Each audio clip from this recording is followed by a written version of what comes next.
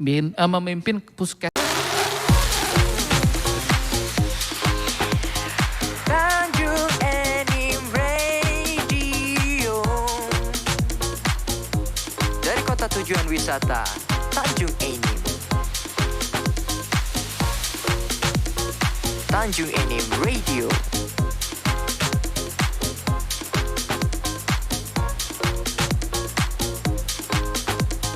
Tanjung Enim Radio. Masih dari kawasan Gedung Serbaguna Bukit Asam Tanjung Enim para Kance. Di menit 29 lepas dari pukul 15. Sesuatu yang sangat indah sore hari ini. Semuanya para Kance lengkap mendapatkan informasi tentang kesehatan, terus kemudian tentang jenjang jenjang cerita tahu bukan jenjang akhirnya tahu kayak apa sih puskesmas. Berkat bintang tamu kita sore hari ini Dr. Siti Maesyara. Dokter, kita lanjut lagi prestasi apa sih tadi dok? Lupa organisasi ya dok ya? Puskesmas tadi. Oh puskesmas ya tadi sempat kepotong. Akreditasi. Oke akreditasi tadi dok. Untung dokter Cita, kalau enggak saya nggak ngerti, nggak paham tuh apa dia tuh. Silakan dok, dilanjut dok tadi sempat terpotong tadi. Prestasi yang mana? Yang lain ya? Oke, Oh, oke. Kalau prestasi yang lain tahun 2011 kalau nggak salah. Oh 2011 oke ya. 2011 pernah jadi dokter teladan pertama tingkat Kabupaten Muara Enim. Tunggu dulu dok, ini serius nih dok. Serius. 2011 Iya. Dokter Siti Maesyara menjadi dokter teladan Iya. pertama. Teladan 1 Kabupaten Muara Enim. Oke, 2011 lagi SEA Games nih dok. Saya lagi jadi IO nih SEA Games di Palembang nih 2011 nih. Dokter jadi dokter teladan di sini ternyata. Oke, itu kalau pemilihan ini dokter teladan ini bukan mengalahkan kali dokter ya. Ini penilaiannya dari seluruh dokter yang ada di Kabupaten Muara Enim. Kabupaten saat Muara Enim. itu. Oke. Ya, alhamdulillah waktu itu tuh walaupun tingkat teladan kabupaten tapi bisa dapat TKHD, TKD itu apa dok? tim kesehatan haji daerah Kabupaten Muara Enim pada waktu itu. Oke, Itu yang berkesannya seperti itu waktu itu. Bonusnya. Bonusnya luar biasa, oke. tidak pernah disangka. Oh jadi dokter bonusnya jadi naik haji. Amin. Alhamdulillah. Selamat sore Bu Haja.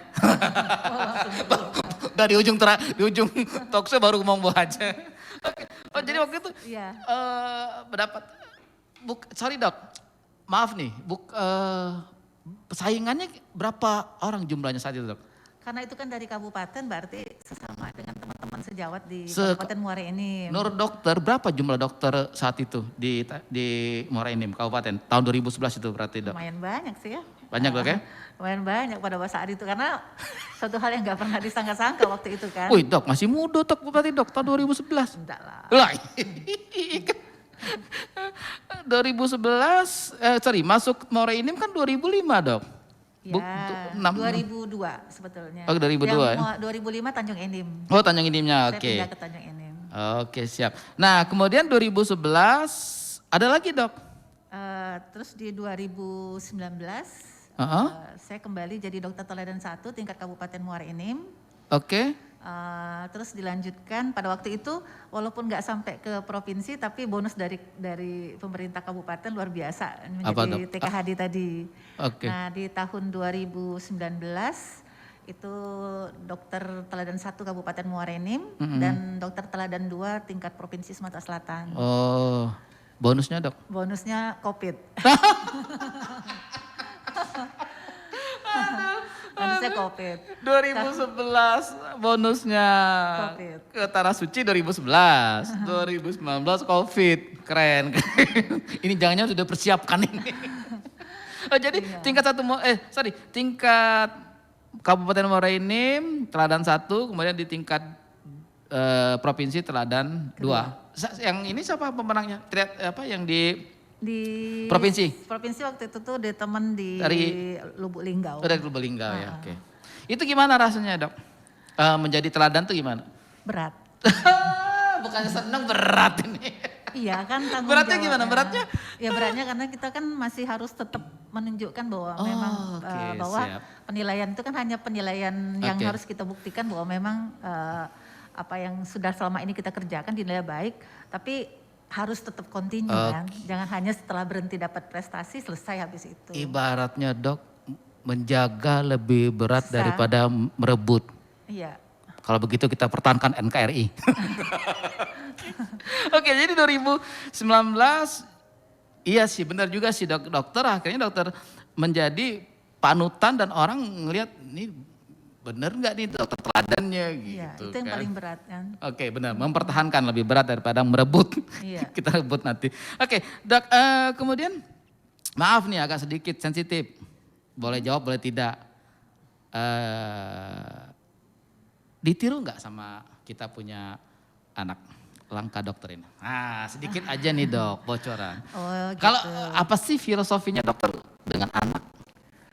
Kalau saya dengan anak ya karena pengalaman saya dulu ya bahwa saya menekuni jalur pendidikan kedokteran ini seperti saya mencontoh orang tua saya memberikan kebebasan kepada Untuk anaknya untuk memilih jurusan sesuai dengan oke. pendidikan kemampuan, keinginan, cita-cita masing-masing. Oke. Makanya saya juga terapkan juga di anak. Jadi walaupun labelnya dokter dan kebetulan ada 2 orang anak saya mengikuti Jejak orang tua. mamahnya, bundanya Bunda, menjadi dokter. Mama, jadi insya Allah kalau selesai pendidikan ini mendapat gelar dokter, tapi awalnya bukan karena sama sekali bukan karena paksaan. Nyinggung dikit nggak? Ini nak jadi dokter cak ibu? Tidak pula bu ya? Tidak. Jadi mereka benar-benar memilih atas dasar mungkin karena melihat, kan kebetulan Oke. saya waktu itu praktek kan selalu di rumah, jadi kan Oh. jadi keinginan itu sama seperti kayak saya dulu melihat. Jadi biasanya kita muncul keinginan tuh karena melihat dari Oke. dekat, mengetahui gitu kan ya. Akhirnya tumbuhlah rasa pengen gitu ya. Iya. Jadi mungkin saya pikir mungkin seperti itu. Jadi dari awal saya selalu praktek di rumah. Dari pertama kali Oke. saya melanjutkan pendidikan, selesai pendidikan hanya tahun 2015 saja saya praktek jauh dari rumah. Oh. Nah, tetapi dari awal dulu selalu dekat rumah, di rumah. Di rumah lah, oke. Nah, jadi anak-anak selalu Oh, oke. melihat aktivitas kita sehingga mungkin akhirnya menemukan rasa keinginan, cinta, akhirnya mau. Oke. Meskipun harus mereka berusaha sendiri gitu kan untuk masuk ke jalur itu karena cukup berat kan, saya Iya. cukup banyak dan mereka harus berjuang sendiri. Oke. Jadi kalau dokter dulu kepengen jadi dokter, gara-gara waktu SMP sakit operasi amandel. Oke. Jadi lihat kayak gimana sih profesi dokter itu. Sekarang anak kita nih niru, bukan niru, Iya. melihat bundanya praktek, oh kayak ini bunda, lanjut terinspirasi lah. Terinspirasi mungkin. Oke. Mudah-mudahan jalannya lancar nih dok. Insya Allah. Amin ya Allah. Kita sebagai orang tua hanya Iya. mengiring, bantu doa, bantu support biaya. Seperti itu. itu yang penting. Itu yang penting. Yang terakhir itu yang penting. Oke. Nah, dan harapan dokter sendiri dengan anak-anak ini meneruskan profesi bundanya, kemudian ada target gak? Misalnya kalian tuh harus kayak bunda loh, kayak mama loh, kayak mami loh gitu. Enggak. Oh, enggak ya? Jadi apa? mengalir semua. Mengalir aja. mengalir. Oke, siap. Saya enggak pernah menargetkan mereka seperti, malah mereka sendiri yang berbicara, menceritakan ke depan pengennya seperti apa. Nah kalau misalnya padahal belum selesai nih, baru menjalani pendidikan, masih pendidikan tadi dasar ya. Dasar ya. Nah tapi sudah punya cita-cita nanti ke depan saya pengen seperti ini. Jadi kalau kita sebagai orang tua ya tadi mensupport. Tutwuri memberi semangat. Handayani. Iya. Sambil mendoa. Oke, benar. Masih perjuangan masih panjang soalnya. Perjuangan. Kita berjuang terus untuk Indonesia merdeka, Iya, ya. sejahtera. Oke, dokter. Tapi waktu anak memilih untuk memilih jurusan sama seperti ibunya, ada rasa kaget? Tidak juga. Atau sorry, maaf, sebelumnya pernah dia membicarakan itu, Bu, nanya Bu. Oh, sudah prepare Jadi saya lah. punya 3 orang anak yang sebetulnya 2 sama, tadi ada 1 yang beda. Ah, Nah makanya saya katakan tadi saya tidak pernah memaksa karena yang nomor satu sorry. malah beda. Yang beda nih siapa? Bedanya Yang apa? nomor satu beda profesi, Oh, milih apa deh Bu? bidang hukum di Fakultas Kedokteran, Fakultas Hukum Oh. juga. Yang jadi nomor kan satu. Nomor satu. Yang Nah, 2, 3 iya. milih lagi ini. Jadi sama. seru. Jadi kan artinya memang biarlah anak ya, kalau saya juga beri saran yang lain, biarlah anak dengan kemampuannya masing-masing, Siap. cita-citanya. Karena yang akan menjalani kan anak nantinya ya. Setuju. Jadi silahkan jangan di mentang-mentang anaknya orang tuanya dokter, anaknya harus dokter. Okay. Nanti ini profesinya nih penyiar nih, besok anaknya harus jadi penyiar nih. Enggak kan? Turun-temurun. Turun-temurun ya, jadi silakan. Ini hanya kebetulan gitu ya. Oke, itulah jalan hidup Jalan gue. hidup. Oke para kanco, seru kan kalau udah ngomong kayak gini. Kepengennya sampai subuh nih ngobrolnya. Cuman tetap tenang sampai jam 16. Kita akan ngobrol lagi di penghujung acara. Nanti ada closing statement dari beliau seperti apa harapan dan kedepannya. Namun kita akan kembali setelah kita dengerin lagu yang berikut ini.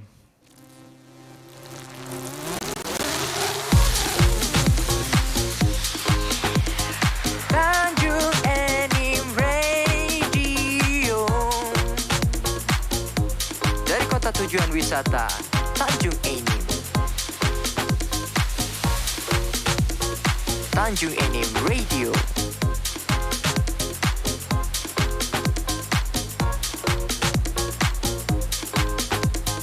Tanjung Enim Radio.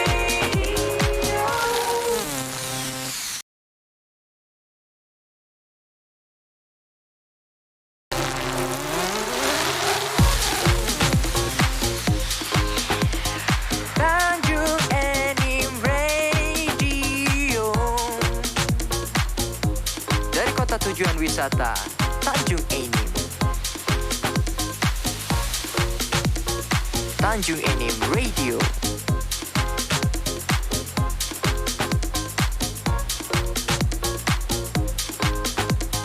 Tanjung Enim Radio. Masih dari kawasan Gedung Serbaguna Bukit Asam, selamat sore spesial untuk Maudi Sitomeang, untuk Feni Ferica, dan juga untuk Tria Simanjuntak, dan juga M. Sandi Arif. Thank you nih sudah memberikan like-nya di Tanjung Enim Radio. Kemudian juga untuk siapa lagi nih? Aduh mana nih, banyak banget, hampir tidak terbaca. Selamat sore untuk para kanca yang sudah memberikan like-nya. Mudah-mudahan kita selalu dalam keadaan sehat walafiat. Yang ganteng semakin ganteng, yang PHP mudah-mudahan segera insaf. Tidak nyambung dengan konsep kita sore hari ini. Namun para kanca semuanya, di menit ke-45 ini kita akan segera masuk ke sesi yang terakhir. Mungkin bicaranya sudah tidak lagi serius, agak santai, namun tetap mengarah memberikan hal-hal yang terbaik. Dokter, sore ini seandainya ada pasien telepon dokter sementara dokter lagi dalam posisi on air, apa yang akan dokter lakukan? Ya. Kabur, ngejar pasiennya atau gimana? Ya kalau misalnya ini dapat telepon dari Pasien? petugas kita di puskesmas, suruh ini dulu, pemeriksaan dulu. Oh, Jangan gitu, oke. pasiennya suruh pulang, suruh terima dulu. Oke. Lakukan pemeriksaan dulu. Nanti selanjutnya kan karena ini sebentar Bisa lagi by kan, phone ya? Bisa by phone. Ini sedikit bocoran dokter. Mudah-mudahan dokter mau buka rahasia nih untuk kita. Kenapa sih tulisan dokter jelek-jelek? Kok tahu ya? Ini tulisannya rahasia tuh gimana sih dok? Mungkin karena keadaan ya. Kalau menurut saya sendiri. Sorry, keadaan maksudnya gimana? Maksudnya Karena keadaan kayak gini. Oke. Kita tuh kan banyak sekali ya yang mana mau meriksa. Pertama mendengarkan dulu ya, mendengarkan komplain pasien, kemudian memeriksa. Kemudian harus mencatat. Dokumen catatan tuh kan banyak apalagi kayak kita ya. Terutama kami di puskesmas belum status, belum yang resep, belum lagi untuk rujukan, belum lagi untuk yang kalau BPJS itu punya kartu buku kontrol yang rutin itu, Prolanis itu. Jadi waktu pasien sudah nunggu banyak, jadi akhirnya keadaanlah yang membuat tulisan jadi akhirnya tambah tidur. Iya. Maaf loh, bukan jelek maksudnya tuh. Iya, Gitu. Iya. Tapi itu kalau dibawa ke apotek Bisa pasti terbaca. paham tuh. Karena kan ada Apa ada tulisan, kode? Tidak juga, Oh, tidak ada juga, kode. oke. Cuma mungkin ada kan nama obat ya. Misalnya Oke. kita kan nulis di apotek gitu ya, resep. Nah itu kan ada mungkin tulisan kita yang bisa ditebak oleh si si apoteker. tadi. Ya, jadi tidak harus nulisnya sampai penuh, tapi mungkin pas menunduknya itu ada kode tersendiri, Oke, misalnya kayak siap. 0,5 sekian gitu. Nah itu terbaca. Karena kondisi sih Pak. Saya juga Kondisi ya? sebetulnya juga bingung juga kenapa tulisan saya jadi seperti ini. Soalnya banyak yang bertanya, orang awam ya kan. Jadi tulisan dokter be, jalanian. Zaman dulu kalah. Ya kan? Iya, memang karena keadaan. Keadaan ya. Keadaan yang membuat akhirnya harus cepat gitu menulis gitu ya, lengkap, Oke. cepat, tepat. Nah, itu Cepat, tepat, lengkap. lengkap. Tinggal yang ngartiin Iya. pakai perasaan. Kalau orang lain kan karena itu bahasanya medis kan Iya, nggak macam ngerti. medis ya, Tapi benar. kalau sesama medis pasti insya Allah bisa terbaca. Karena kan itu kan obat yang kita pakai sehari-hari. Oke. Insya Allah bisa masih. Sudah Kalau rutinitas untuk ya dok awam ya. kan karena memang bahasanya Ya. itu bahasa Latin atau misalnya ya atau namanya nama cukup asing. Jadi dia harus memang baca penuh. Ya. Nah, tetapi kalau untuk medis kalau tidak baca penuh pun tapi kalau sudah kelihatan sedikit seperti sudah ditebak. Pokoknya ngarahnya ke sana lah. Mungkin seperti itu kali. Oke dokter, ini dok di segmen terakhir kita, Ya. kira-kira nih dok, kita kepengen closing statementnya dokter, apa nih harapan ke depan dalam situasi pandemi, situasi minyak goreng yang minyak goreng yang susah lagi, dalam suasana COVID ini dok. Apa sih yang harus kita jaga? Apa sih yang harus kita lakukan pada masyarakat pada umumnya untuk menghadapi ini? Harapannya bagaimana? Silakan dokter. Oke ya. Jadi di masa pandemi COVID-19 ini kan kita harus meningkatkan kesehatan kita ya. Iya. Meningkatkan imunitas dan sebagainya. Jadi saya berharap ya untuk masyarakat itu menerapkan pola perilaku ya. Yang pertama yaitu melakukan kegiatan selalu rutin untuk memeriksakan kesehatan. Jadi manfaatkanlah fasilitas kesehatan yang ada, entah itu kita belabelnya pasien BPJS, pasien umum untuk rutin. Apalagi dengan pasien-pasien dengan penyakit komorbid kayak hipertensi, DM, jantung, asma. Nah itu harapan saya tuh rutin, jangan tidak. Sementara di lapangan kita masih melihat ya, kalau saya dan teman-teman masih lihat banyak sekali pasien-pasien dengan komorbid itu yang masih belum tumbuh kesadaran untuk memeriksakan secara rutin. Nah ini padahal penyakit-penyakit ini kalau misalnya dia tidak divaksin, kemudian kena COVID ya jatuh ke dalam keadaan lebih berat. Ya. Kemudian jadi pertama adalah cek kesehatan. Secara rutin ya dok ya? Secara rutin ya, terutama khusus untuk penderita yang mempunyai penyakit yang komorbid yang harus secara rutin memeriksakan diri ke fasilitas kesehatan. Yang kedua, mohon maaf, nggak merokok. Oh iya, jangan. Tuh, prakanco tuh. Jangan merokok. Kalau ini dok, kalau kopi boleh dok ya? Kalau Kurangi. Oh, kurangi juga. Kalau ada asam lambung kan, meningkatkan gitu. asam Jadi, lambung. Kopi bisa, kalau kita punya asam lambung, riwayat asam lambung bisa memicu juga. Ya, memicu asam lambung. Oke. Selanjutnya rajin melakukan aktivitas fisik, ya minimal 30 menit. Setiap Itulah, hari. Setiap hari, ya. Sorry dok, saya potong dok. Para kanco ini yang diomongin dokternya nyinggung saya semua nih. Merokok, darah ngopi, udah pernah olahraga. Kebetulan ada di depan mata.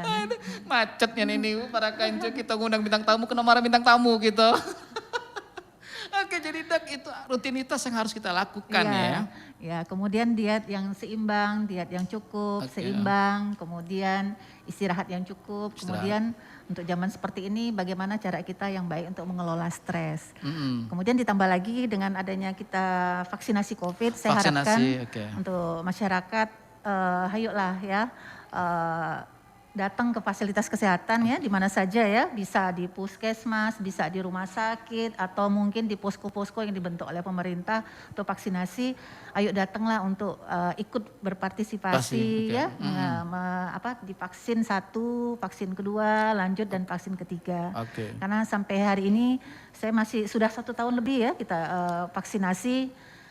Saya masih bertemu dengan pasien yang baru nak vaksin 1.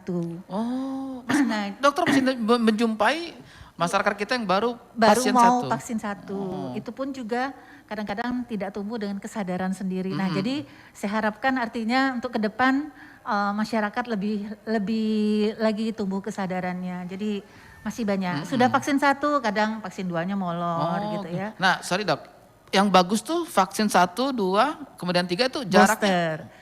Jaraknya berapa itu ya? Kalau vaksin 1, kedua berbeda-beda, tergantung jenis vaksin yang didapat. Oke. Misalnya contoh kalau kayak Sinovac 1 ke Sinovac 2 itu 28 hari. 28 hari, oke. Moderna 28 hari. Pfizer itu 21 hari. AstraZeneca kan bisa 12 minggu gitu kan. Oke. Nah kan kemudian, nah jadi artinya tergantung dengan vaksin apa yang didapat. Betul, Nanti kan di oke. dalam kartu vaksinasi akan diingatkan kapan lagi kita akan kembali untuk vaksinasi berikutnya. Nah kemudian untuk vaksin kedua setelah dapat, nah itu bisa homolog, bisa heterolog kalau sekarang. Kalau dulu homolog, tapi Homolog, kalau ya. homolog itu artinya sama dengan vaksin yang pertama.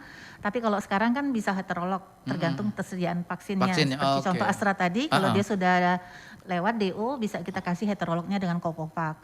Nah, tetapi kalau untuk vaksin booster itu kita lebih baik lagi karena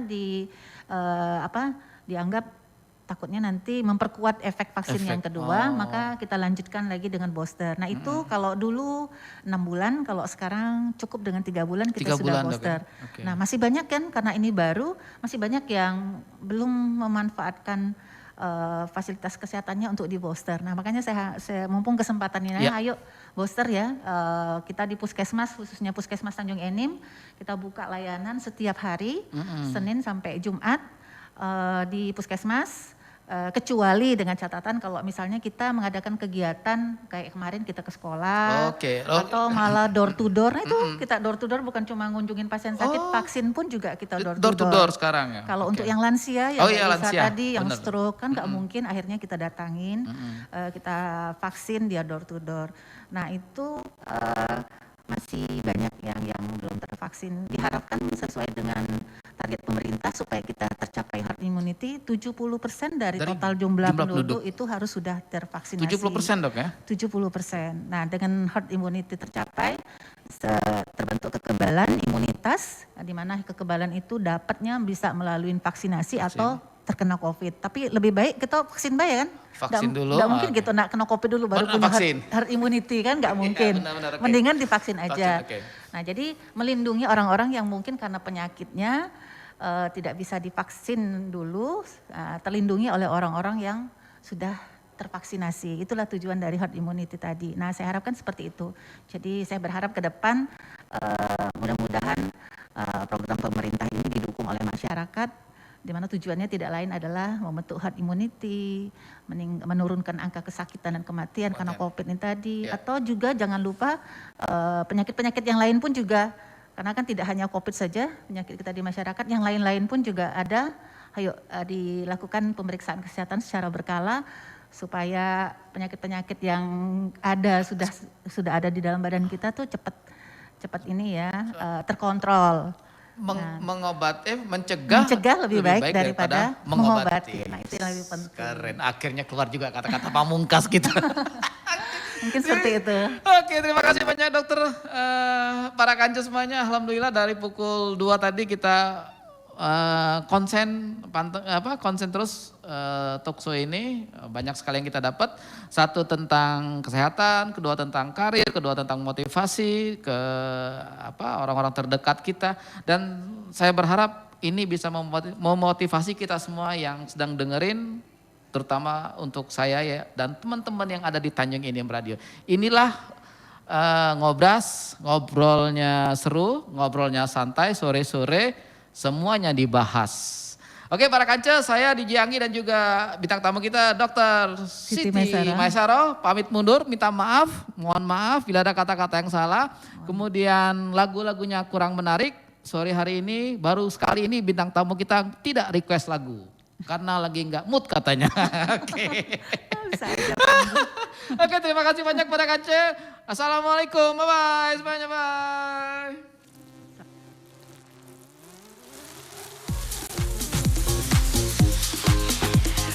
Tanjung Enim Radio. Dari kota tujuan wisata Tanjung Enim. Tanjung Enim Radio.